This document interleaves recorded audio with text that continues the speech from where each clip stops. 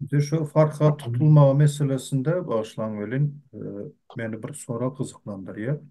Yine sizden soracak şu hemen. Nähli bolýa da Farhat bilen birlikde bir vaktin özünde tutulan Yunus yani Farhat Genciyev hiç ile registrasyondan geçmenin hali. Bolacak zaten aslında.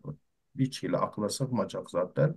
Yine şu Bahtiyar'ın sözüne qayıtıp geliyoruz. Devlet tarafından yüvertilen adam yani iki devletin arasındaki hizmetdaşlık, gizlin kullukların şartnaması esasında şu tayda ya parola aytdı ya belli bir dokument görkezdi.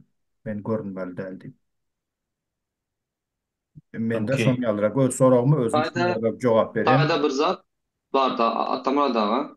Aslında seredin şu taýdan hem etmeli men pikirimçe video rolüň soňunda belli bir netije çykaryp adamlar sapagalar ýaly bir zat aýtmaly da şu taýda soň edip bolajak gurumlar barada bir zat aýdaýyn edip bolajak hareketler barada biraz gurun edeýin. Aslında häzir Ahmeda. Aslında şu Türkiye'de oturan vatandaşlar ya da daşar yurtta öğrenler cemlenişip şu adamı suda verip bolýa da, suda verip bolýa ya da polisiýa işgärlerine berip bolýa, rozыска berdirip bolýa.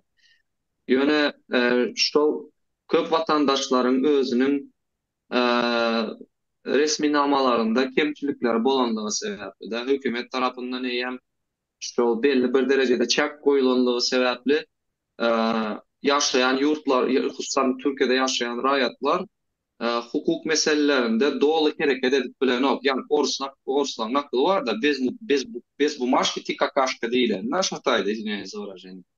Aslında şu proseduran goýber bolýada üstesinde de kaziyete zada geçirmek için pul toplayan advokat toplayan dokument toplayan garaz detektiv gerek garaz edip bolýa ýöne gatagır işte prosedura.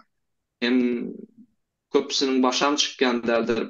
Şu barada da bir video rolüň soňunda öz nämelerimiz, şahsy pikirlerimizi, meseleler näde çözülýär, adamlar näde sapaga almaly şundan bir netije çykarsak gowy bolar bu diýen. Ahmet ağa sizden dinlerle. Açacak zaten sorusu. Sorularımı devam edecektim.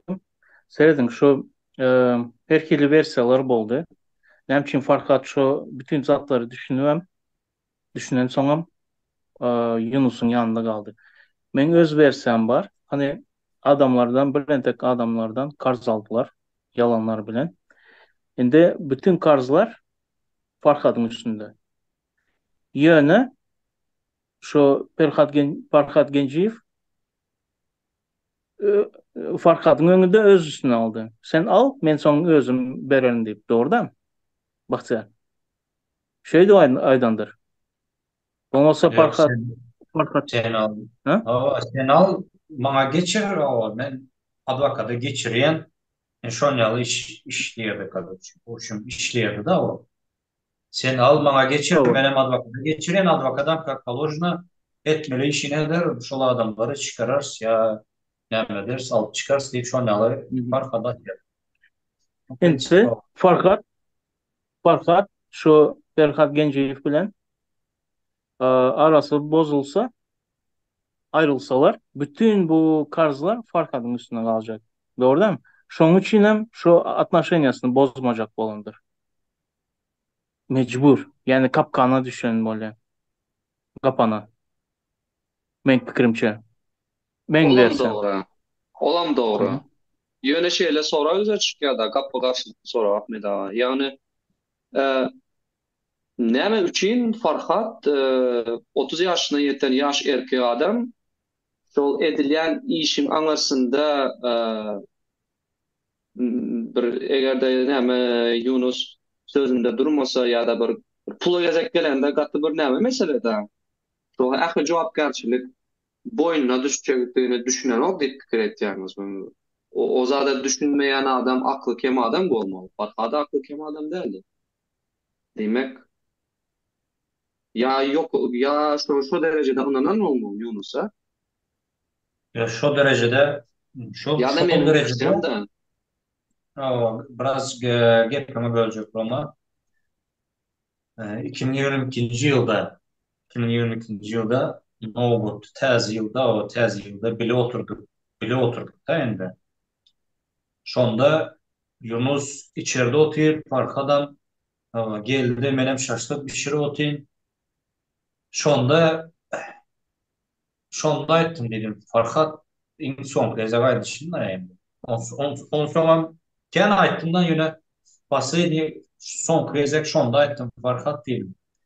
Naş bu Yunus baradı da şonda потому что смотрю dinge Yunus ağam ne diyse hoşum Yunus'u koldap durdu her taraflayın da siz düşünemiz yok siz bu struktura bilemiz yok hoşum Farhat dedim şu anda dedim o dedim.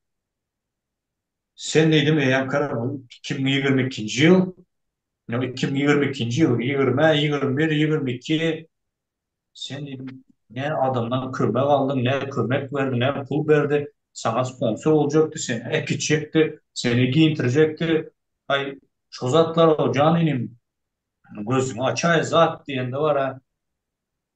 Şonda ben fikir ettim действительно hakikaten açılandır deyip de doğru aytsanız diye baktara deydi var ha.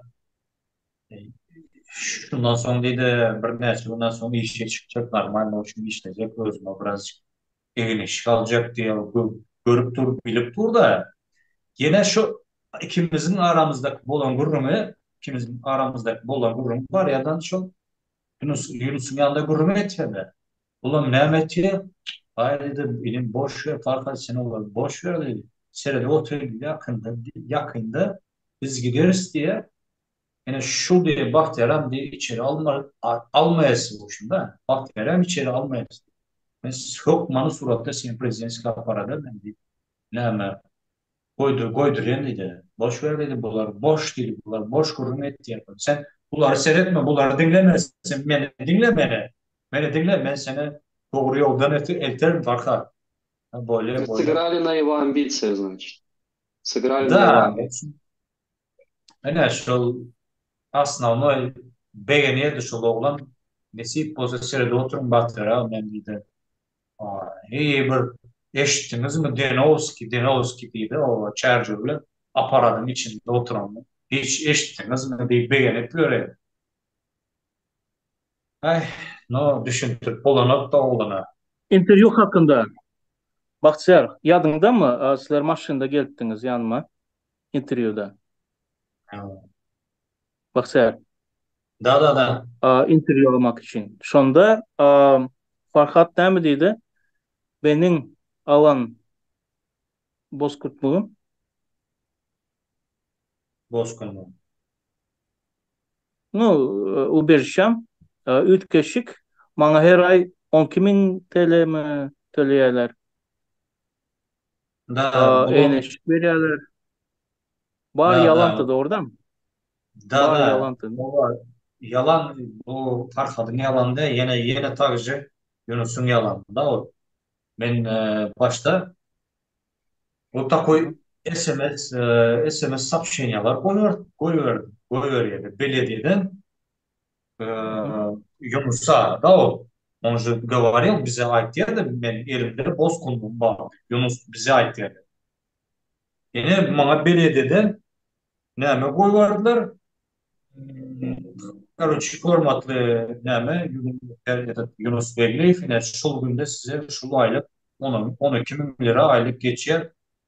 Şunun какой-то процентini biz kesiyorduk. Bu SMS'lere çenli belediye SMS'i görkez yerde yukarıda da belediye deyip yazık budur. Şolara çeli başarıp şeyli üç keşik yazıp belediye ya yine bir zatlar yine o palançı manat palançı günde size aylık geçer o ne geçer deyip şon yalı SMS'lere çöp getirdi. Toka yine şu yalanlar yine şu Ferhat Gence'yi yalan. Farkadın elinde bozkırlık bolması yani aylık geçti. 12 bin lira. Farkadın elinde hiç dokument yok. Yeni takıcı. Yani şu Ferhat Genciyev. Ferhat Genciyev. Yine şu senin yalanların ben seni adamı yaktın da yaktın. 10 günden sonra 15 günden sonra Farhat gidenden sonra bana can edip ne edip kakıyortan nemeler koyuver videolar koyuverdi. Baktık. Şu videolarına ben de durayla. Geldi ne? Farkat gitti. 10-15 gün aradan da yani misal üçün hele şol aralıkta bize hemmemiz yani sizler bolsun biz o ben bolayım beylek aktivistler olsun yok siz koşulman Katar kayın bolun Farhat Türkiye'de Farhat eğer gidecek yerine gitti o men malumata göre de yani bir yerden bir malumat geldi Farhat gidenden sonra şuna какой-то bir pul geçiriptir Türkmenistan'dan pul geliptir. Ha bulan denizin boyunda pivacağız alıp video çekip baktık gel ne dinesine yetem gitti. Ya yakacak bolup etti mi canını yakacak bolup ayttı mı ya hakikaten goy verecek bolup ne etti mi menem akmak yalı oğlu böyle kararsınız var yani deyip şöyle ne emedik SMS sesli SMS koyuverdim ben.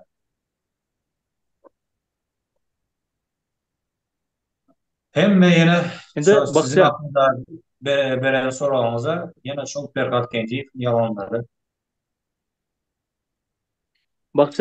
şurada Sırayım. bir mesele Evet. var. Aha. Bir minut. Aa, Hani sen bir gezek aydıptın, gürleşemizde bir gezek aydıptın. Murat Kurbanov'un üstü bilen bütün yalanları halka getiriyor.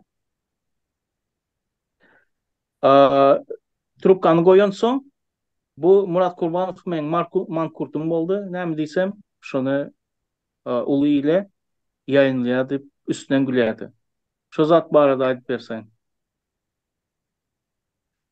Ona bir отдельно bir temada ayda geçsek bu mu? Hazır farklı nemesi bulandan sonra. Nasıl istersen. Nasıl istersen. Tap Yine oldu. yine Yok bu tap oldu. primoy farkadın Farkada bağlanış zat olandan sonra da yani doyet как farkat bağlantılı. bir de toş Farkat bu toşta meselesi tutulandan son başladı. ne var? Şu farkada Esas bağlanış. mesele farkat tutulandan son başladı. Şu hali şu mahallar farkadın gidip gitmeyeni bizden bilemiz yok. Şol Yunus bilen görüşen mahalı Murat Kurbanov can etti. Murat Kurbanov can eden mahalı bana şu görkezi şey telefona görem diye Murat Kurbanov can etti. Ben bunu dedim, mankur ettim o içinde. Şonda alıp can edip Murat Kurbanov can etti. Berden Ferhat Genceyev telefonu kaldırıyor. Sonra Salman Şehzade etti. Son öz arasında gürleşiyor. O şu gürleşiyorlar da indik yani. Yani bir neyme Farhat meselesinde gürleşiyorlar. Katar kayın oğlum yani Mecnarod advokat işlep dur. Hoşum şu anda bir maslahat size burada adıydı. Size bir maslahat vermek için yöne yanlış düşünmeliydi. Kiçilik yani kiçilik görmem olmuşum. Bor ineyim ne maslahatım var o sebeplersin de. Şu anda şu mahallaydık yadınıza düşen olsun Murat Kullanık'ta. Şu anda şondaydık da yani sizin ettiği nazır ki belli adımları ettiği çıkışlarımız, yüzlenişlerimiz, bir mekirli böyle çıkışları etmenden birazcık bir katrak, farkat yalı diye birazcık katrak özünüze eviniz çektirecek olsanız birazcık bir farkat yalı katrak yapılan şöyle bir çıkışlar etseniz özünüze halkı özünüze çektirip bileniz deyip şöyle bir gururlar oldu da böyle telefonu koyandan sonra şokayda bana Yunus ait ya da gördün mü deydi. Ben dedi, bu adamı dedi mankur ettim dedi. Ben indi ne mi deysem şonu eder deyip şonu eder men çıkaran beren havarlarım malumatlı farkat parada ben ne mi versin şu devletli bir Murat Kurmanov'un kanalında koyulacak deyip şu e, hatta ses zapçıları var misal için de. Hatta ben уже полностью Murat Yunus Ferhat Genciyev'den aramız bozuldu. Ben iş yerlerimi almıştırıp, telefon numaralarımı almıştırıp sonra bir где-то bir 5 ay alı var oturup Murat Kurban dinle oturdum. Hakikaten bu nemenin Ferhat Genciyev'in veren haberlerini doyatılmış seçim Ferhat Genciyev'le. У меня же Я же вам говорил, то, что bende ses zapisi var da. Şol Ferhat Genceev'in beren bana aytýan habarlary seretýän Murat Kurbanov'un kanalında goýulyp durlar. Tagda yayımız can etti Murat Kurbanov'a can etti Murat abimden şimdi şol уже Ferhat Genceev'le aramız bozuldu. Çok ayrılıştık. Ben başka iş yerimi almıştırdım. Telefon numaralarımı almıştırdım. Murat Kurbanov'un birinin üstü bilen hatta ne var? Numaranı taptığımdan can etti Murat Kurbanov'la hem şimdi sen neydin yaşlı adam bulundan sonra şol Ferhat Genceev Yunus'un beren habarlarını dedim ya şu çıkarayım sen şu an hakikaten ama doğru bolmanı dinleyen şimdi dedim kayıtta barlaman çıkarayım diysem bana şu anda ayıttı. Murat Kurbanov özünüzden biliyemez. Kim ayıttı sana? Ben Yunus'un beren havarlarını çıkarayım. Hem şu e, Meyyan Aydışım yalı ses sarpisiniz Yunus'un ses sarpisi var. Nerede? Ama bu e, berip bilenden çıkarıp bilenden.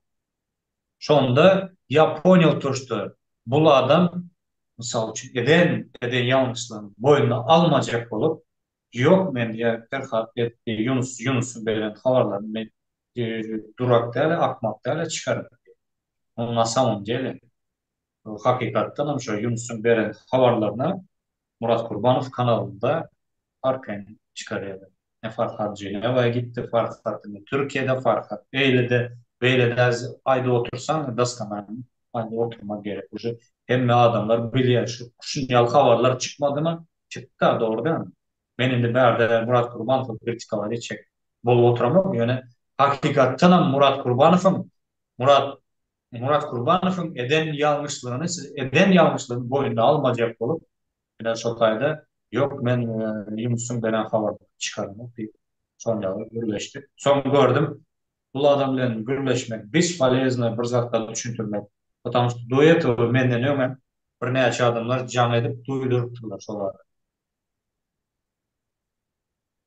Doğru. Ne şon yalı Başka yerlerden haber alyan deyip, başka yerlerden haber alyan deyip, şonu aytdı doğru da mı?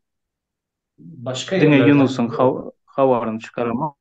Hı. Yunus'un havarını, o havarlarını ben çıkarım. O kim ayttı sana ben Yunus'un beren havarlarını ben çıkarım. Ben Yunus'tan havar alamam.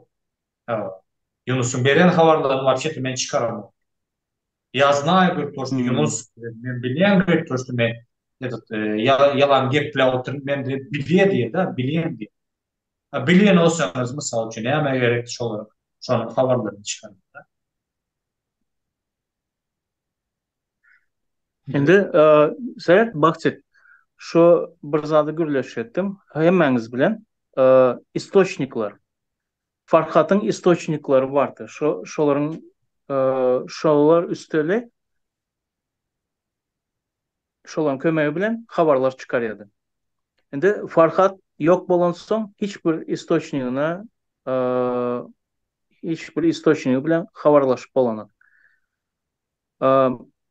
Atamurat aytıp geçti. Şu источникларым yalandı. Şu специальный подосланный, как будто şunyalı bir mesele var, olam çözenyalı. Yani kavrim источниклар men fikrimçe bana öyle geliyor. Hakikattı. Misal için şu Mardak oğlan maşını alınan zat şu yine bir mesele misal için şu köp çağalı maşkala bir bir komutada Aynen. yaşap veren. Var hakik havarlar. Şu Farhat yiten son şu istoçnikleri bilenem havarlaşıp olanı. Şimdi Farhat biliyordı mı şunu? E, Şu istoçnikler Türkmenistan'ın içinde. Kömek etse de şoları etmese de şolar padudar düşüyor. Şu Ya, zatları düşünür şu Farhat. ya Şimdi düşündürtü Farhat ama yiten son şoları bilen havarlaşman bolanı. Bolonok, misal için ne için Bolonok da endi. Hazırında benim düşüncem, benim fikrim, ben hoşunu bilemok da oldu %100. Ne bulundu? Misal için hükümet tarafından eğer şön yaldı oyuna getirilir, bu Ferhat Genciev oyuna getirildi ya, doğru değil mi? Şön yalan bir iki sene Türkmenistan'ın içinde de bu oyuna bir iki sene adamları getirip bilirler. Yani Farhat hakikaten var içinde değil mi? Şu yan kayıtışınız ya. Bu maşini aldılar zaten barından yüzlenen adamlar oldu. Doğru değil mi? Mümkün yüzlendiler, mümkün Hmm. ama halkın gözünün önünde ne etmeliydi? Benim düşüncem halkın gözünün önünde Farhad'ın hakikaten iş edili oturanlarını görkezmeli. Da hükümete karşı edili oturanlarını görkezmeli de bu da. Yöne şol iş çözüldü, bu Farhad canlaşanan boldu. Misal için de. Yani aslında şol haber Türkmenistan'ın içinden, Türkmenistan birden birinci uçur näme haber gelýärdi bu Ferhat Genceýew. Ferhat Genceýew ene şu mesele boýunça Farhadyň neden çıkışları mesele boýunça işleri çözüldü diýip de. Dim uçlarda sorak bolmam mümkin men görebilir. Onları ene ters şu işler bitýänçe misal üçin Farhat efir eden adamları Sunyalı haber geldi, işler çözüldü. Dileyençe mümkün bu adamlara elleyen deldirler, diyen deldirler. Posle şondan son, şol efirden sonra mümkün mi? Benim toşnu bilemem, benim düşüncem boyunca aytken. Mümkün şol efir çıkarayança ellemem iş sattıyım, şol efir çıkarandan sonra farkat aytken yani vatandaşlar yani, şu adamın şol işi çözüldü deyip de olam şu Türkmenistan'ın içinden şu isim yapıp Ferhat Genciev haber geliyordu. Fakat şu havarı çıkar yine şu mesele çözüldü diye. Mümkün şu işlerden son e, basış edendirler, içeri alandırlar ve korkuzulandırlar. Misal için de mor bolandıram şu an yap. Eğer şol adamlar aydlandıram. Eğer Farhat şunu can eden yaldaydan spasibo tamar yalkasın edildi, çözüldü deyip şun yavru basışlar edilmez mi diye fikir ettiğimiz edilir. Otaydaki görgülü halk misal için şun yavru basış bolanda da aytmazmış olarak ayt yani etmez mi? Ederler de orada mı? Edip şun yavru yaldayım mümkün edendirler.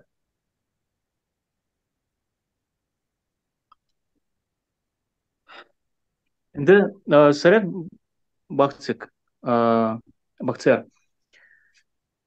Esası bir soru var. O lichno sana. Farhat tutulandan son. Aydılmam geçti aslında. Köp vaxtlap sen şu hakiki zatları aydıp bilmedin. Aydıp bilmedin. Köp vaxtlap. Bizler sen bilen gürleştik, aydıp bilmedin. Şu vaxt iki mesele vardı.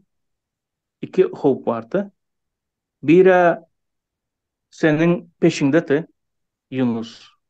Şu Farhat Genceyev. İkincisi bilemek, gürleşmek istersin mi, istemezsin mi? Ferhat Genceyev de senin bir sürü pulun vardı. Aldı o bilen, aldı elinden. Şunu ya öz gücün bilen kazanan pulunu, конечно же, alacak olursun. Şu iki mesele vardı. Şu ikinci meseleni gepleşesin geliyor mu? Gepleşecek mi? Ya o Olmasa kesip zatlara ayıralım. yok, o zatlara gerek mi diye ayttım Ahmet'e. Aha, tamam. O zaman şu Ferhat Genceyev kanday seni преследовать etti. Şu zatları ayıp versen. Потому что adamlara ayttık, что sen hopat aslındadın. Yine e, adamlar düşünmeli. Neyle hopat aslındadın? Neyle baskılar edildi? Neyle преследованиялар edildi? Şu zatları detaylı gepleşsek. Baskılar, ne baskılar bulundu sağ uçunda yani. Prem dandan akşama çeli benim vizimi zarlap atamıştı. Ben polnusu da qaysı sözden son keze gürleşen mahalı ben уже agresivno gürleştim da o adamda sen Ferhat Genciev mi, Yunus Begliyev mi, Sen var boş ağzıma gelen derdayda oturmayın da. Ağzıma geleni aytdım. Sen dedi benim kimliğimi her dedi bilemok dedi. Yakında öğrenirsin. Yakında görüşürüz biz yüzme yüz. Görüşersin aşağında benim kimliğimi bilirsin diyen de var. Oturup fikirlerini gördüm da hazır distriksin son aldıydı da son göz önüme neme geldi. Farhat Meymankulu gitti. Rövşen Kılıç gitti. Belki aktivistler böyle belki aktivistler bez dokumenti olandan sonra основной этот Farhat и этот Rövşen Kılıçев. Da yani, потому что я öz kulağım bilen eşittim da yani. Bu Farhat'ın gideninden 100% men bilen şol adamın eli var. Takşı Rövşen Kılıçev'da. Men şu zatları düşündüm. Ondan sonra olmuştu iş yerlerine çeldi, telefon numaralarını çeldi. Olmuştu ben tükettim. Başka yerlere gittim ben ama. Yöneş benim e, ön Şotay'da işler öğrenlerime gelip gidiydi. Şotay'dan ekti Farhat bar makalları da. Şotay'a bara ne kelime gaydından sonra. Barıp Şotay'da işler mi yok mu? Ne Şotay barla mı? Çünkü bana ne ki? Yani Şotay'da benim işler yerimde. Patron başlıklarım tanıya onu. Hem maşını tanıya hem özümü tanıya. Yani bunu Berkat Genciyev tanımı. Baş bilmeyen başını tanı. Sonra bana can etti yürüyte de. Yürüyte can edip Bahtiyar dedi. Seni beri dedi. Pastiyana gelen maşinin diye gelip Şotay'da dur diye. Он как раз что-то машин ремонт edildi iken özüm maşini var. Ay ne может быть oynalı bol bilmez deyip benim şu oynalı deyip fikir etirdim. Öyle deydi aynaları deydi yapıp dur zaçimyonlu deydi o hakikaten o şu zaçimyon aynı var da şunu. Ha men de şu Ferhat Genciyev'in maşinin hem nemesi videosu var da ben şuna hayiş ettim. Gayret kıyım görmedim. Şuna bildirmem ki şu maşinin numarini kaç alıp bir zat edip alıp verdiysen böyle değil. Hakikaten alıp verdi telefonda gürleşen ya bilmem yani ne dedim olsa. Hakikaten öz telefondaki nemede videonu deneştiren maşinin numara hem bizim başlarının numaranı deneştiren şu maşin burada. Men de sen de bana can ettiysen bana diye ben tanıyana bilyene diye haysi maşinde gelip haysi numarada. Ben prosto dedim bu bizi hissetmem için hakikaten bana gerekli zaten. Mesela etken çok maşin, çok numara zачем yolun dur. Özcan bir sefer gelmemiş bir ne sefer iki üç seferler gelipmiş. Bir sefer bir geç gidipmiş yavaş yavaştan sonra bir sefer hatta durup Totay'da aynalar yapıp naverini şu işlerini yerine seyredip mümkün belki çıkar o işte görürün deyip şu an ya nemede barandır da ekecek olup mu ya bilemek şu benim işle oturan yerimi bilecek olup da endi чтобы sonuçta eğer şu kadar işle oturan olsa mümkün adam görürme mümkün de ekitme için edil farkadı ekiden yanında şu an yağdaydı. Hı hı. Şimdi yakında Nur Muhammed Annayev Farhat oldu deyip video çıkardı. Sizin fikrinizce doğru mu? Farhat'ı ne ettiler şu Türkmenistan'a baran son? Fikrinizi almak isteyen. O barada ben iş sat deyip gelecek yapıtamıştı. Öz kulağım bilen işitmesem, görmesem, gözümden görmesem bilemem. Ne diyeceğini bilemem. Savcı yani, может болмаğı da mümkün. Şu an yanında indi. Потому что он hakikaten onlara bütün çitonluklardan başlar. Aşağı rezideden başlar. Yukarı rezideden çevirme. Ecesinden boyunca, atasından boyunca, doğumlardan boyunca. Может mümkün болмаğı, her zaman olmağı mümkün. Yani Oluyor, hakikat oluyor bilim okuyan. mümkün. Oluyor mümkün допустим desek. Misal için Farhat yok olan olsa Yani bellep geçtik 30-31 yaşında oğlan yani etek durmuşun yani başlangıcı değilse ve yanlış mıyız? Eğer hakikaten son yal hadise bolan olsa sol uğurda kimin elinde kan var yani kim günahkar deyip bileriz. Misal için kimleri günahkarlap bileriz. Sonun şu yağdaya düşmöyle. Inde şu tayda kimin günahkini ben öz düşüncemi edeyim da hakikaten verdi 50-50 diysem bolýar. 50% Farhad'ın günesi var.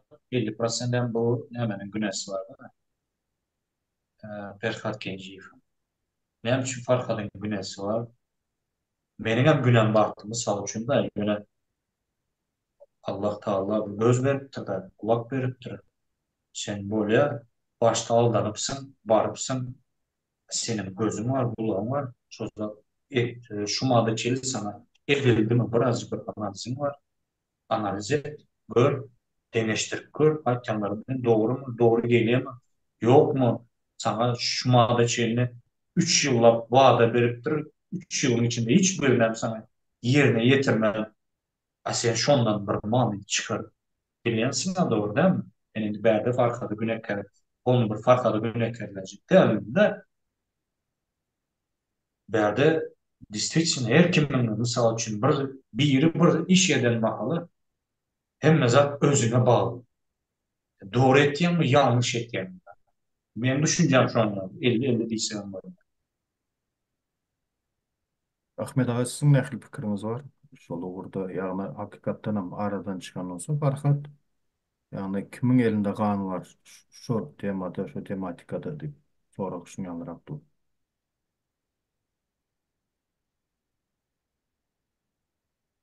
Farhat doğrudan küçücük oğlan da akıl yerinde. Yani aydık geçtiğimiz yalı Yunus ya öpte akıllı diyorum hesap edemem men o adamı. Yani o azıcık bir psikologiden düşünüyordu. Adamın slabı yerini tapıp şu yerden şunu bağlamanı biliyordu. Men bilen bir manipülasyalar edecek oldu bana gülkünç geldi. Ben sırası görüyordum onu. Yana Farhat şu doğrudan hem şöyle bir mesele var. Ayet geçeyim. Başta Farhat şu birinci 2021 yılın 1. Avgustundan son e, Annayev ve Aziz Mamedov, Nur Muhammed Annayev, Aziz Mamedov şolar bilen yaşayadı. Bizler hem bardık şöyle. Şu yerde bir hile Farhad'ın karakterini gördüm de. Bir hile özünü münlü hasap ediyordu. Şu Nur Muhammed'e bir hile yarancak bolu. Şun yani. Sebebi Aziz Mamedov bilen Farhad ikisem Nur Muhammed'den zavisimdi. Olar şu hareket deyip işinem yitirdiler. Pulsuz hem kaldılar. Son Farhad'ın dokumentları hem yoktu. Şimdi şu yerde e, Nur Muhammed birazcık özünü onlardan yukarıda görüp onları bu şekilde aşağırakta görüp şundan davrandı. Men fikrimçe Aziz Mamedov şu yaşayışa devam etti. Yine Farhat şu yaşayıştan kaçıp neme bulaştı. Yunus şu Ferhat Genceyev diyenlerimize. Şu vaxtlar Aziz Mamedov ham onun bilen habarlaşadı, gepleşadı. Hatta bir gezek yadımda Leyla Kamalova bilen uruştu. Sen şu Komik TV'ne подставлять ettin, sattın deyip. Komik TV dedikleri şu Yunus Ferhat Ferhat Genceyev, Genceyev. şu kanal değil. Aha, Komik TV. Şöyle şu prezident hakkında zat herkese videolar çıkarıyordu. Şondan son tabii ki Farhat eline geçen son Farhat eline geçen son. Birinci ondan ön bir durmuş kuran oldu, son ayrılan mı oldu? Se- Doğrudan hem pul yok olsa a, problemalar çıkıyor. Son Yunus yanına aldı onu. Yanına aldı, öz işlerini ettirdi. Yine kaytalayan şu Farhat'ın üstüne karzları alıp men üzerin ya da men çözerin şunu deyip özüne bağladı. Sonra Farhat ne edip ayrılsın. Birin tek karzları var üstüne. Yunus o karzları üzmeli. Yani söz verdi. Men şeyle bilen. Ne oldu? Ayrılman bilmedi. Men fikrimçe o köpten beri düşündü. Yunus'un şu Ferhat Genceyev'in kim olanını, ne oyunlar oyna oturanını onu bilen. Yine ayrılıp bilmedi vaktinde. Ve bütün onun oyunlarını kabul etmeli oldu. Farhat bizler bilen yaşap yörken, Primo Farhat bilen gepleşip yörken, hiçbir söz çıkmadı, fahiş söz çıkmadı onun efirde. Şu ne mene düzgün tutuyordu. Sök yadı, zade diyadı, yine fahiş söz Mart arada bir çıkandır. Yani bunun yağlı her iki sözün biri fahiş söz çıkıp yani fahiş söz söylep hiç efir zat çıkarmadı. Video çıkanı görmedim. Bu Akurat bahis biliyordu. Farkadın hakikaten birazcık hepimiz böyle aklında Hı hı. Farkadın özünde eğer baştaki videolarını TikTok'taki baştaki videolarını görseniz edepli, Hı hı. medeniyetli şekilde birleşip şonyalı şekilde devam ediyordu. Efirlerde misal için video çekiyordu. Yine şu Ferhat Genciyev bas dedi, men özüm şayat dedi. Bas dedi, menem şu vaktlar davay dedi, bas Farhat bilen su. Edip bilen olsun sokmada karşı dedi. Soğup şonyalı çıkış edin dedi.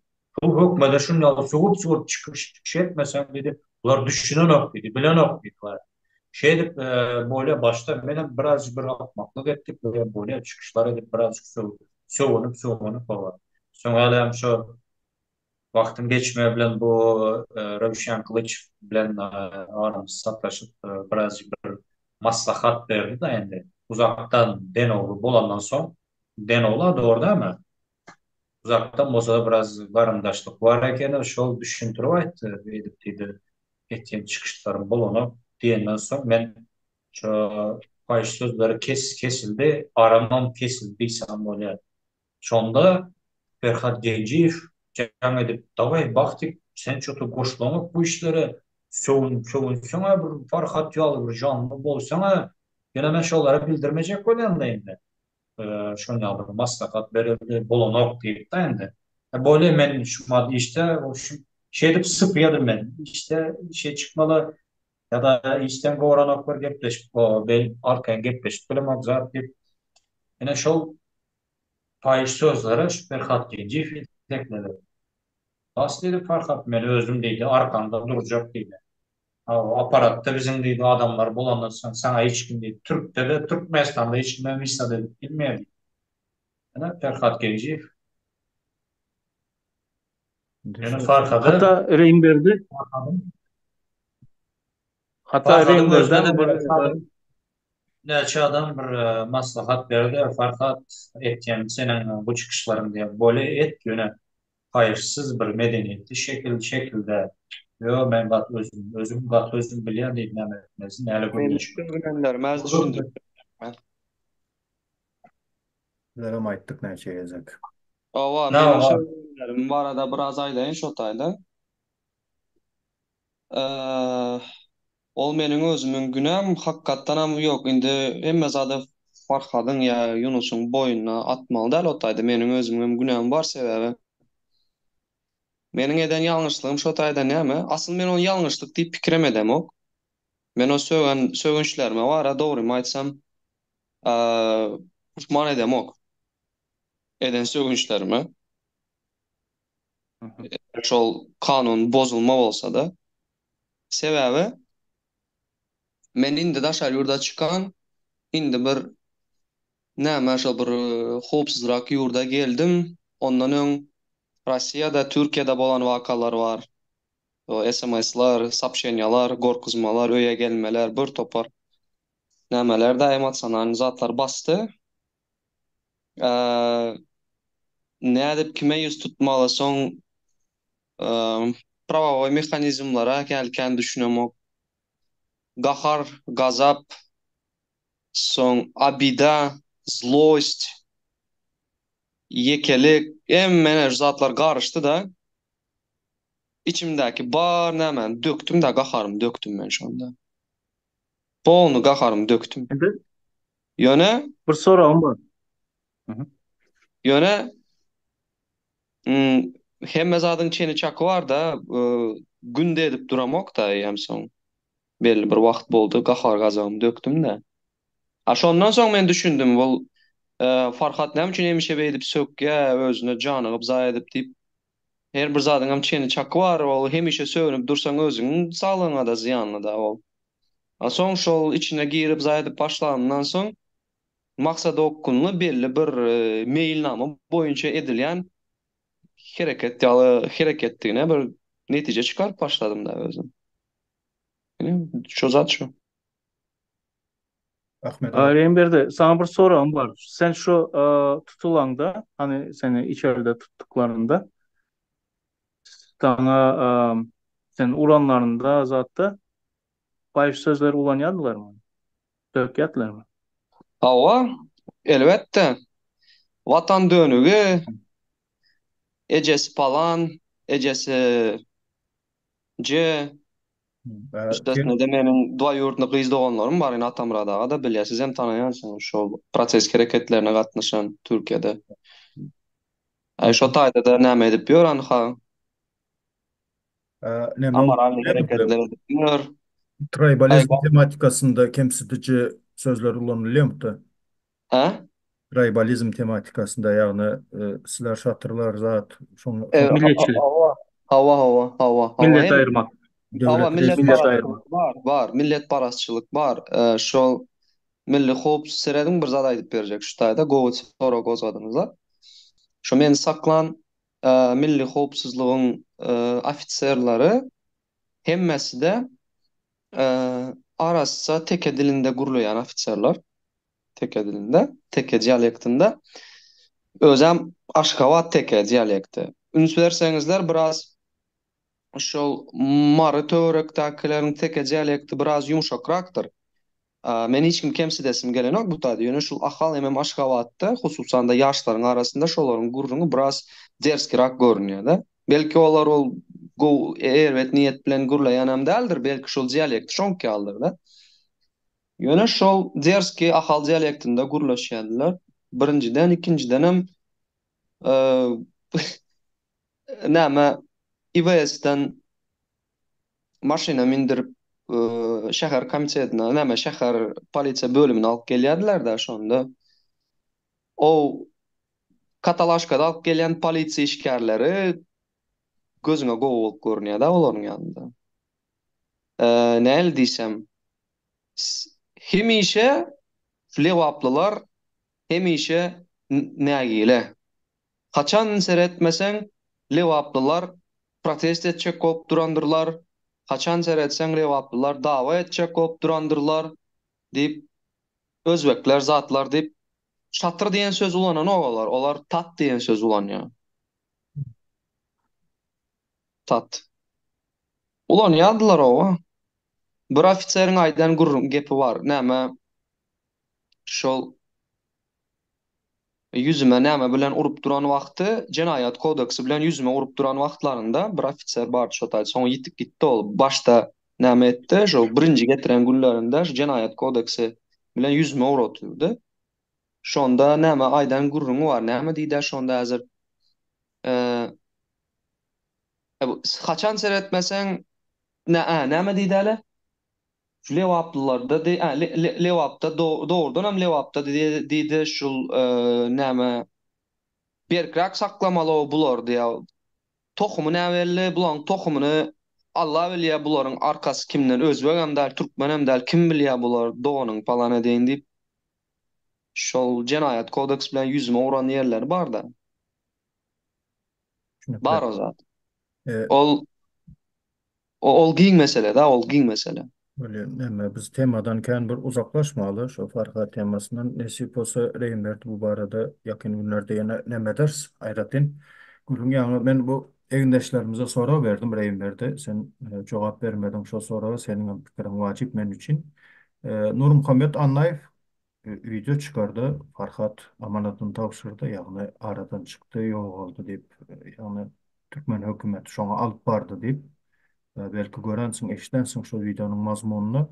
Eğer, предположим, misal için, şol hakikat olsa, yani Farhad'ın şeyle yağdaya gelmeginde kimlerin günahsı var? Yani has sade dilde aydanda, kimin eli kanlı diyen sorağı men sorağı verdim. Ahmet Ağa ve Bahtiyar Egindeşimiz cevap verdi, reyin verdi. Senin ne fikrin var şu meselede? Kimin eli ganly diýilen soraga jogap bermezden öň häs birinji bilen şol Nur Muhammediň, şol Nurynyň, Nur Muhammed Annaýewiň çıkaran maglumatyna biraz kommentariýa berjek giňişleýin. Egerde soňunda soragyňyzy ýatdan çıkarsam täzeden gaýtalap soraň. Öyle. Ehm, Rus dilinde aýdylýar-da, неоднозначный вопрос, да, то есть неоднозначно. Näle diýsem, bir tarapdan şu wagta çelli Türkmenistanyň diktator rejimi Niyazow döwrü bolsun, Berdimuhamedowlar döwrü bolsun. Hiç hili resmi taýdan bir delil alyp bolanok taýdan da. Delil alyp bolanok. Alternativ habar berişler işteleri ýa-da şol daşa ýurtda ýaşaýan türkmen insan hak goraýjy guramalar ýa-da halkara guramalar belli bir doklad zat ýazsa-da, dokumentleri alýan bolsalar da ýurdun içinden şolar köplenç açık çeşmelerde beyan edesler gelmeye olan howpsuzlyk nukta nazarından onu bilýäs. Ol düşnükli. Hemme kim onu bilýär. Şonuň üçin Nurynyň alan maglumaty dolu yalandır diýip ben pikir edemok.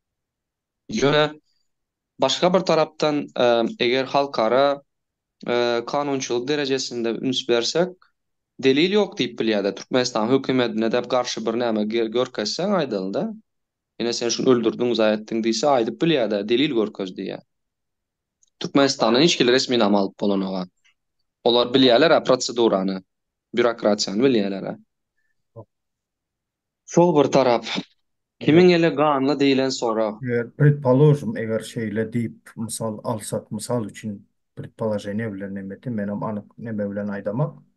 Eğer şeyle bolan bolsa, misal için şu ýagdaýda kimin eli ganly diýip bilersiz diýip sonra uşun ýaňyrak formada nemetdim goýdum. Kimiň ele ganly? Kimin günäsi bar? Kimiň günäsi bar? Men Sonra şu taýda bara özümiň pikirimi aýtsam, häzir 1 minut. o men öz pikirime aýdyp geçjek şu barada. Meniň diňe sesim eşdilýärmi şu taýda ýa-da daş töwerekdäki sesim eşdilýärmi? Diňe öz sesim. Diňe okey, hara, prosta daşda itler urupdy. Men şu taýda öz pikirimi aýtsam, konflikta girýän-de. Konflikta girýän. То есть воздерживаешься. Owa konflikta girmek islämok. Sebäbi näle diýsem käsizem. Düşündüm o senin hakkın biz nemetmek. Owa konflikta girýän, konflikta men özüm emosional adam. Konflikta girmek halamok men. O senin hakkın İkinci biz asırdat etmeyesek. dönem, ikinci dönem kim günäli diýilen soraga bara jogap bermek üçin men kazy däl-de. Öyle men öz Ýöne fikirimi aýdaýyn. Ya ýöne açık düşünýärsiňiz Bilemem. derejenizi. Öz günýäňi aýdyp bilemem. Elbetde O men öz menýäm son karar aýdyp. däldir. İlkinci günäkär adam bu taýda Ferhat Genjiýew. Ferhat Genjiýew. Ol hakykat. İkincisi hem konflikte giresim gelenok. Onda men öz pikirimi aýdaýyn düşündük. Sonra gaytalap oturacaklar. Eğer hakikaten hem neme olsa, yoğulan olsa, yani kimi günahkar deyip biliriz. Umuman aydılanda 100%'ı 4'e bölsek 25%'dan düşüyor. Ben şu 100%'ı 4'e bölüyen. Birinci uçur. Farhadın öz günahsı. Nem için? Yine efirin devamında, yani bir neçe saatten beri bir neçe yasa qaytalatıp, Yunus'ta şunyalı funksiya vardı, yani başarcanlık, sposobnost. Adamı edil bir hipnoz eden yalı yalanlarına inandırıp, yani uydurup bilyete. Emma nemçin meni uydurup bilmedi. Men gizlejekde. O men bilenem gürleşdi. Farhat can etti. Menin dedi emekim dedi. Yani çerçöv diyalekti bilen alanda kakasının doğana.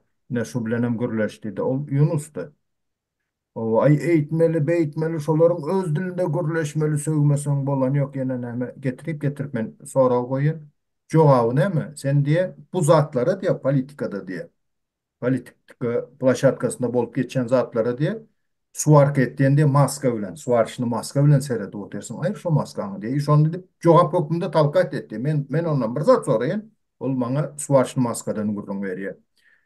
Bul kak bu Farhad'ın öz nemesi. Nem için şu hipnozu Ahmet Ağa nem etmedi. Yine hatta yine Bahtiyar eğindeşimiz, Reynber'de eğindeşimiz boynalı otur. Biz girdik, koşulduk, gördük, baktık, bolanak, çıktık. Yani analiz edip bilen. Birinci uçur Farhad'ın öz günahsı 25%. İkinci Yunus. Hemçin Yunus. Yunus bu yerde vatandaşlar oturup fikirlenseniz qatken utuş etti. Ne prostoy. Yönökey primer bilen alanda ne ribalka, balıkçılık. Çenek diyesi de ne kurçok dili Rus dilinde. Käbir diyaleklerde karmak dili, karvak dili umuman kurçok Rusça lavaydan da. Balık tutmak için kurçoğa bir zatlar ötürmeli.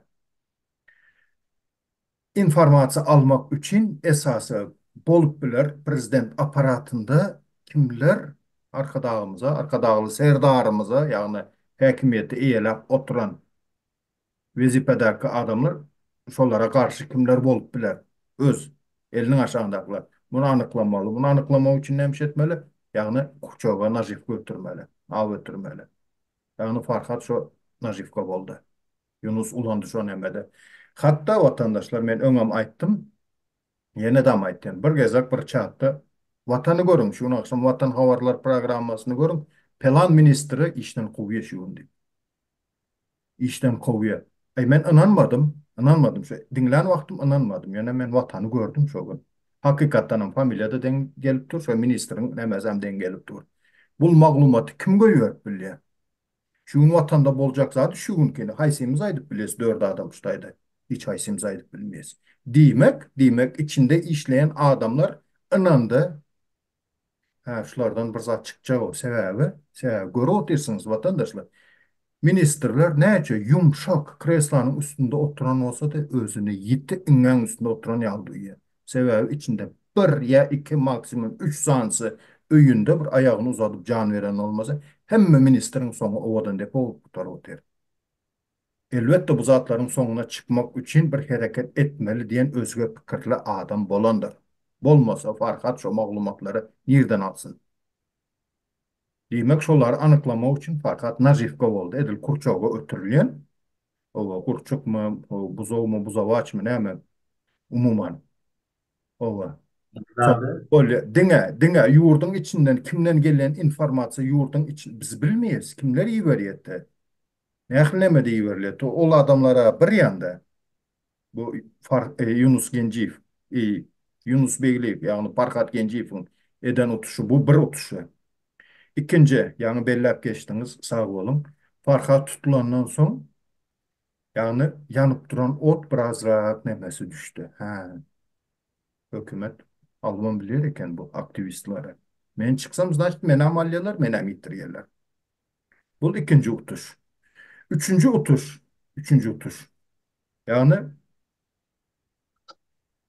dövlete karşı yani resmi kuramalar, nemeler zatlar hatta şolardan inandırıp halkın inamından düşürtme. Başaktı yani manipülasyon edip şol adamları da ben adını tutmalı olan Murat Kurbanov'un aurayını düşürmekte.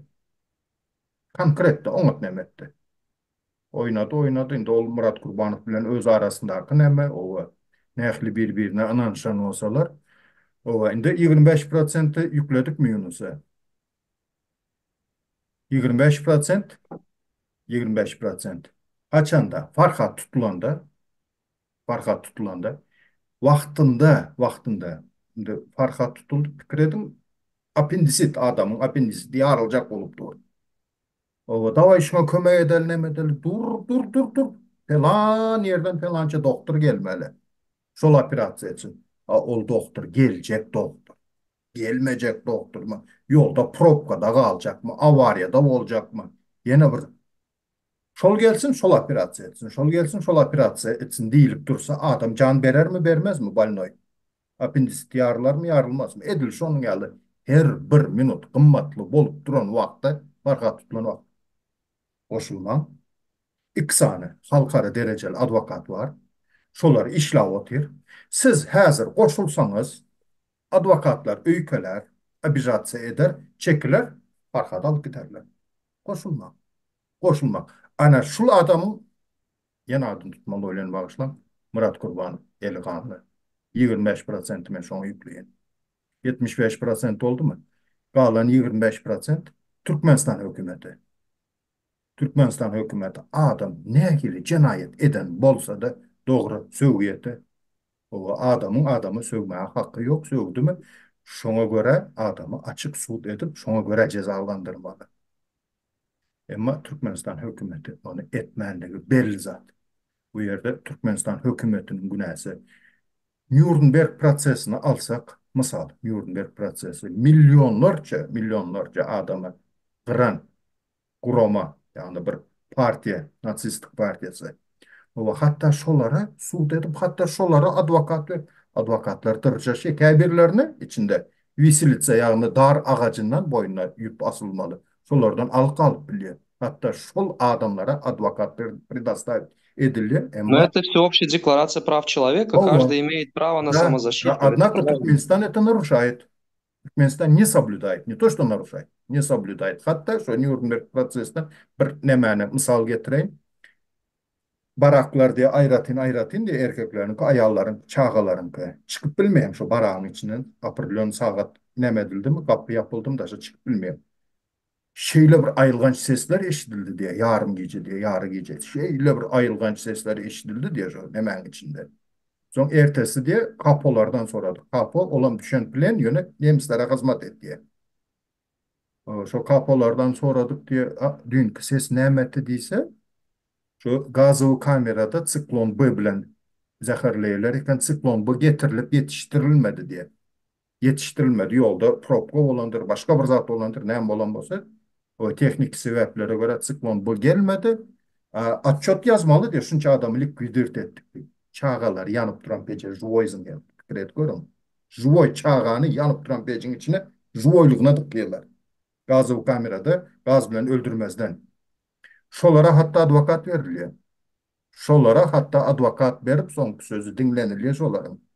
Emma Türkmenistan hükümeti seredenak.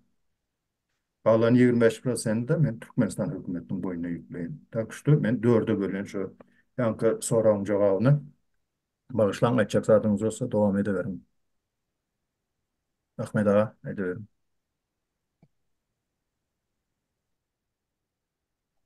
Men pikirimçe bizlerin hem günahımız var. Bizlerin hem günahımız var. Nem için? Şu nem bolsa da bizler şu ne Murat Kurbanov'u ne Ferhat Genciyev'i dinlemelidik. Ne mi gerek bolsa etmelidik vaxtında. Yöne bizlerde birinci şundan yanlış bolansam ne edeceğimizi bilmedik. Ağzını doldurup Murat Kurbanov'um ya Yunus tamam da eşitip videosuna çıkardım nerede inandırıcı gepledi. Sondan sonra sesem gelmedi, video adam gelmedi. Ay iyi veren, bana hazır çıksınlar, iyi veren. Çekken iyi veren. Bağış, Boldu, gitti. Sondan sonra Yunus'am görmedik, sesini hem eşitmedik. bağışlan Ahmet. Murat Kurbanov ağzını doldurup bizler Öyle zulüm çok bolanda ayrı. neydi? Siz goşulmaň. Häzir işläp otyrs, baryny bozarsynız, soň bizleri günäkärlemäň diýip ağzını doldurmaý diýär. Bağışlan, yine bizde de günah var diýeniz da Ahmet ağa. Yine size bağışlan. Ha. Bir sorayım. Elinizde fotoaparat yok, telefon yok. Ahmet ağa, men surata düşürüm diýen. Siz ne edip surata düşürecek elinizde telefon olmasa, fotoaparat olmasa. Biz özümüz bir zat etmelidik diýeniz. Bir zat etmek için yan gaýtışmaýaly. Ya telefon ya fotoaparat bolmaly surata düşürmek için. Men hatta özüm 13 saat 26 minutta heptäniň birinji güni Farhat 6-njy gün tutuldy. Heptäniň birinji gün 13 saat 26 ya 27 minutta Farhatyň pasportynyň suraty geldi. Şoňa çelle men Farhat Durdyýevmi ya da Meýmankuliýevmi men anyk bilemýokdum. Bizem bir zat etmelik, etmek üçün şonuň maglumaty gerek. Bize näme diýip durdular? Uluslarara korunması var. Şweýçariýadan berilen, ondan berilen. O zaşitde işlese güçlü işleye yankını izolasyada saklaýarlar. Şey edip dursalar. Etjek diýseňem o yerde o kömek edip bolar ýaly bolsa menem etjek. Gije gündüz yatman şo taýda näme edip durduk. Alişer, men Ahmet ağa özüňizem gatnaşdyňyz. Näme edip durduk. Näme edip bolýar? Taway bir näme geleli. Maglumat yok. Maglumat yok. Toşnu dolu näme maglumat beren ýoklar. Berýän näme zaşitası var. Gorkmaň, hemme zat normal. İki sana advokat işläp diýär. Tak što men naprimер, sizin öz şahsy saýlawyňyz, özüňiz günäkär edip bilersiňiz. Farhat meselesinde men özümü günäkär diýip işläp etmeýän. Meniň elimde maglumat bolmasa men nädip kömek edeyim? Elimde instrument bolmasa men nädip bir iş amal aşyraýyn? Instrument bolsa dıkdylar sandyga, bermediler. Ber şo barada, ber maglumat. Onu nämäni Human Rights Watch ýene näme покажите живым polny ýaýradaly şu nämäni. Yok advokatlar işläp. Yok advokatlar işläp. Yok advokatlar işläp. Maglumat berilmesi nerden kömek edecek? Bugünkü gün näme diýerler çıkıp?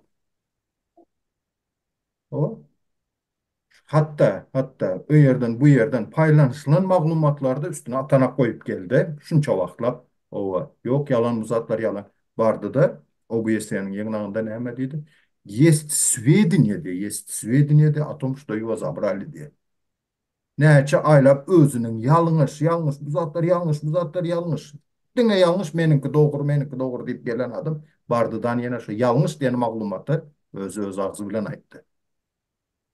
Yani Birazcık başkaça aýtdy. Atamurat 19'una tutulandan soň nirdeligini bilemizok diýip aýtdy.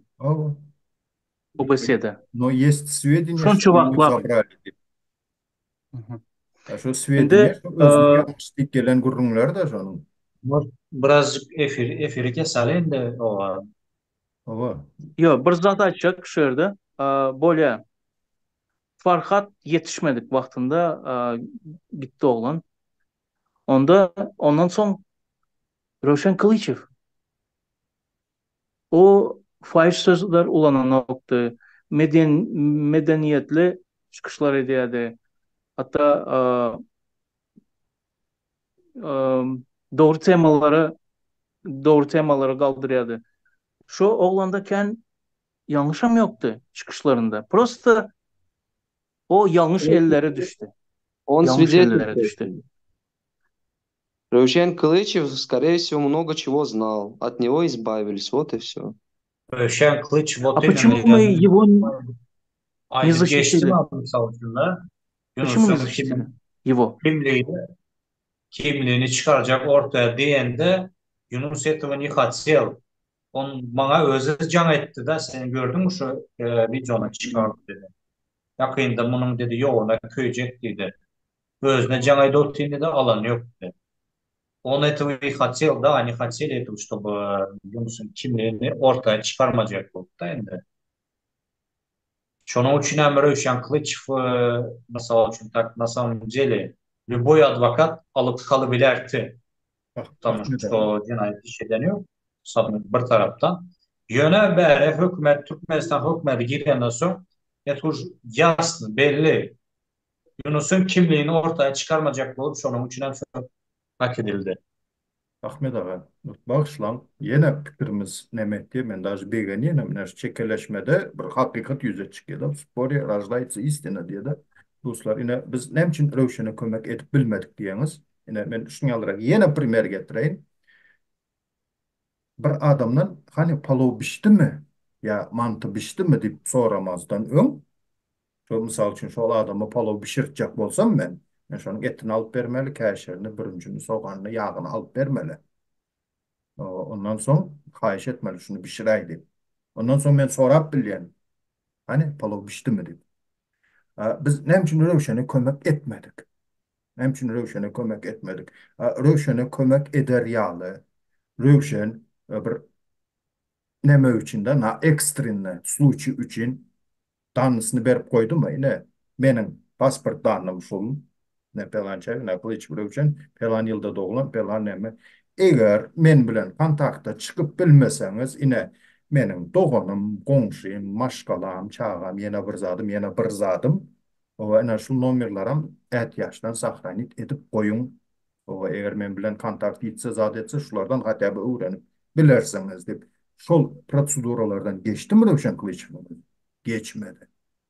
Mümkün käbir adamlara nemedendir. No, liçne benim özümde Rövşen Kılıçmı'nın telefon nomeri vardı, WhatsApp'ı vardı, boldu.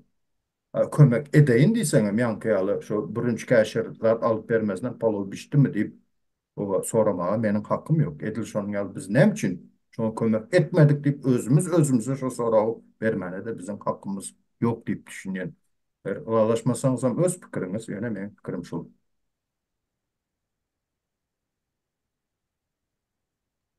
Mümkin ýagdaýlarda ekstremde hereket etmeli. Şimdi böyle Türkiýanyň içinde. Hususan da diňe Türkiýanyň içinde insan haklary bilen meşgullanýan guramalar bilen gowy kontaktyň bolmaly. Şolary wagtynda adwokat bilen üpçün etmeli-de. Islendik bir prosedurany başlamak üçin belli bir wagt alýar. Türkmenistan hökümeti de bilýär onu. Mysal üçin Farhat owurlanan wagtynda 5-nji günti ýadyňyza düşse. 5-nji gün. 6 bazar gün işlenip. Meselem Melekberdi oğurlandı. 15 dekabrmy? 23-nji ýyl. 15 dekabr. Hemme halkara guramalaryň köpüsi şo döwür zada çykýar. Täze ýyl bayramçylygynyň ýanlarynda. Hälam halas edilen zat şol 18 dekabrda Международное партнерство по правам человека Brüsselde Türkmenistan hökümeti bilen insan hakları boýunça zat geçirdi. Gurrundeşlik geçirdi. Şonda men hem şol gurama belli bir derejede de takmak maglumat berdim. Mälik arada. Inäme bolsa da mäliň nirde de ýaz berli. Haýsy türmede ýatyr. Sene tereyim verdi. Bizim şu aktivizmde menin garayışımda. Men navyazıvt etmeyen. Men şunyalı garayın sizem şeyle garan dip yok. Menin garayışımda şunyalı global aktivistlerin arasındaki problemi men misal bilen düşündüreyin. Misal için ben Ahmet Ağa bilen layalını. O aramız onot gören Ahmet Ağa'nı. Sen bilenem diýeli aramız bozuk, biz urşuklu, biz düşman. O misal için. Ahmet Ağa çıkýadan prostoy primer. Aýtdy, "Dawайте pasport talap etdiňiz." Şol bir wagtyň özünde reýim berdi. Senem aýtdyň, "Daway pasport talap etmeli." Edeli. Indi men indi Ahmet Ağa bilen aram oňat. Awa. Üne, Ahmet Ağa oňat pikir aýtdy. O, bravo, malades. O, "Daway Ahmet Agany golda alyň, ine Ahmet Aganyň pikirini neme edelim, потому что men loýalny." Şol bir wagtyň özünde reýim berdi. Senem, "Daway pasport talap edeli" diýende, men aýtdym. "O, beyin berdi ananman. Bul halkı güymeyecek oluyor. Bul hükümete işleye. Bul agent bul. Dost ikiniz halde oturanlarınız Etmenlik teşekkür edilýär diýjek bolýaňyz. şo bir zat, ikinizin hem aýtýanyňyz şo bir zat, ýöne şahsiýetde göre näme ütge. Indi men şo Rövşen Kılıçev temasında 16 Ağustos. 16 Ağustos. Haýlyny düşünün, ýalňyş düşünün, dogry, ýalňyş. O sizin problemaňyz, watandaşlar şu efirde görüp oturan подписчиклер 16 Ağustos'ta biz näme da bolsa tırçaşdyk, synanyşdyk, hat ýazdyk, hat eltip bermeli. Jenaýat iş däl ol. Her bir raýatyň haky bar. O Türkmenistan hökümeti özüniň böyle warwarski nämeden çykmanlygyny görkezdi. Biz şonu subut edip bildik. Türkmenistan hökümeti halky bilen näkli atnaşyň ýa-da. O şonu biz edip bildik. Göriplik, yankaytışmayalı. Şahsiyete göre fikir almaşlanıyor. Rövşen Kılıçev näme diýdi? Atamrat Saparov diýdi, jaýyň diýdi, burçuna, şuňaly burçuna maňlaýyny urup ýaryp, konsulluk etdi diýip, konsulluğu günäkärlejek bolýar diýdi. Owa. Eger şonu Sıranu Rövşen Kılıçev'nin loyalini aktivistleri bolandır mı diyelim Ahmet Ağa ya yine biri. Eğer şol menin günüme çön bolsa ay yine bizim kahramanımız yine nememiz yine nememiz. Toist toist şahsiyete göre analiz berilmegi şu gün bugün aktivizmde iň uly bir global problemaların biri dip men şonu ýaly görýän. Biz şonu yeňip geçmesek biz yeňip geçmesek, şu şahsiyet parasçılığı, adama göre fikir ütketme prosesi yeňip geçmesek, biz hiç ile ilerleme bolmaýan. Pelança aýtdy, şonuň aýdany dogry, pelançany ýalňyş. Pikir okmanda adama göre baka berjek bolsak, bagyşlaň watandaşlar. Hiç wagt öňe gidişlik bolmaýan. Ana şu global problema.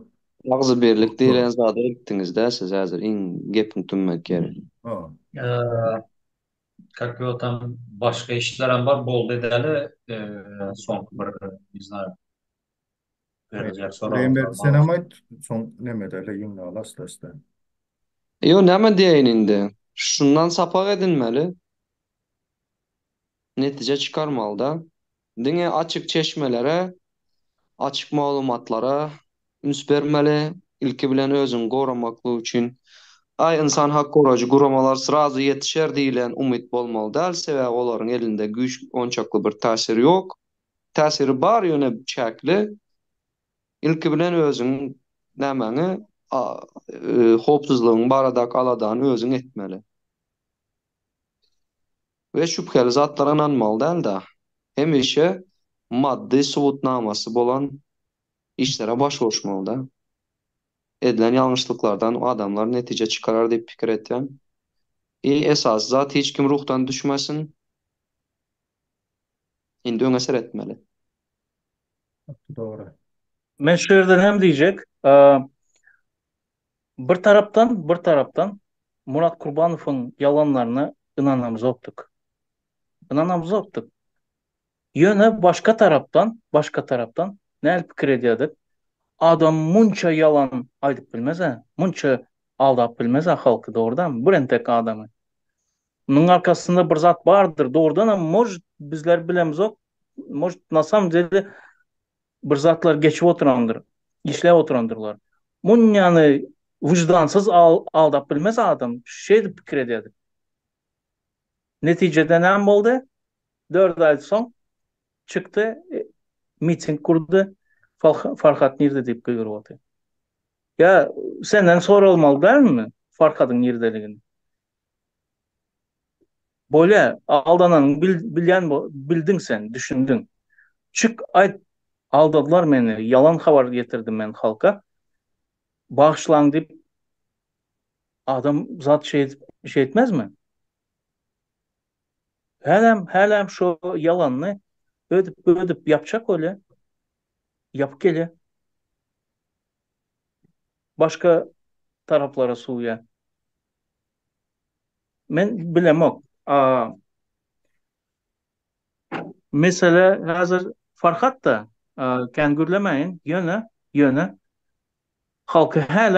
halkın önüne çıkıp doğruyunu aytmadı şol adam. Murat Kurbanov diyen adam. Çıkıp aytmalı.